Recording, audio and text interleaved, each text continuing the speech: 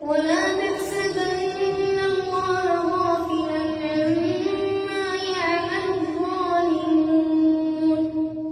إنما يؤخرهم ليوم تشخص فيه الأبصار مهطعين مقنعي رؤوسهم لا يرتد إليهم طرفهم وأفئدتهم هواء وأنذر الناس يوم يأتيهم العذاب فيقول